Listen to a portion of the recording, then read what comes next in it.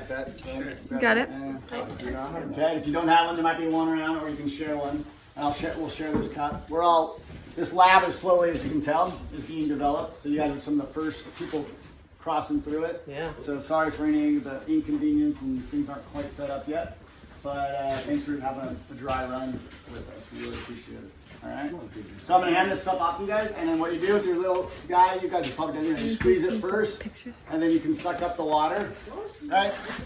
And then what I want you to do is there's little numbers on here, and you're gonna squeeze it in there until you get to up to 5. Okay.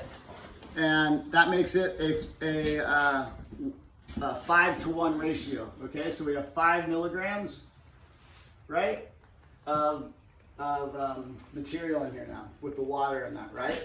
So it's 5 because you got 1 part of the soil and then 4 parts of the water, which makes 5, 1 to 5.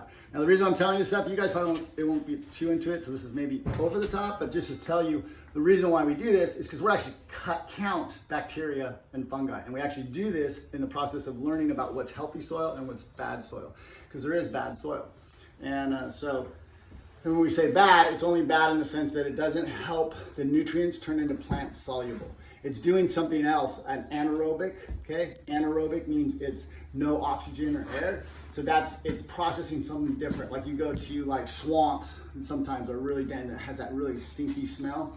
It's breaking down different material. Where we're focusing on aerated breakdown, because through the aerated process, which is oxygen, water, and stuff, makes the nutrients plant soluble. Because we want plants and all those roots that you guys got to do, why we're stressing that we want you guys to have the soil connecting with the roots, is because those roots send out little energy exudates.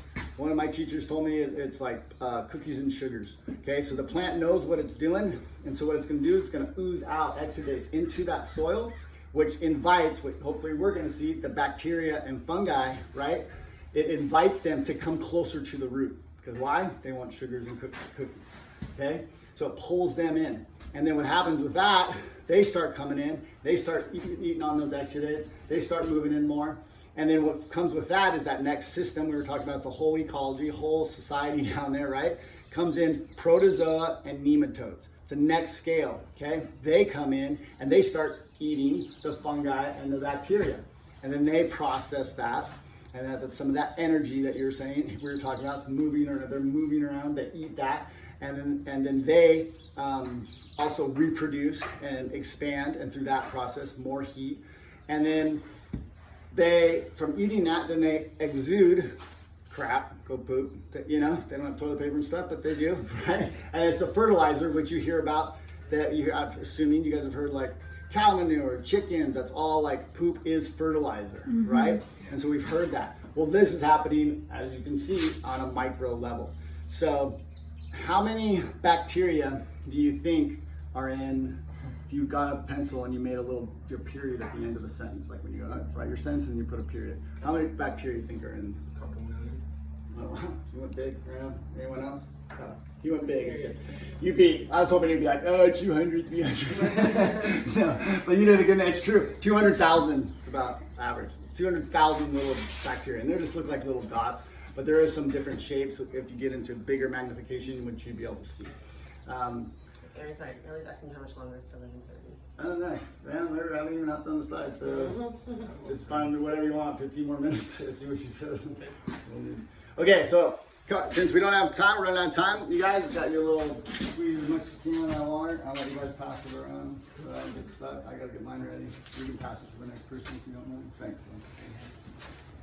And if you have your caps.